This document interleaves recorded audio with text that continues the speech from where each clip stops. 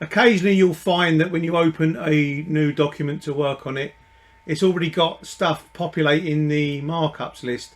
This is usually auto text that the architects or the engineers have left, and you'll know from experience that no matter what you do, you can't rename them, you can't delete them.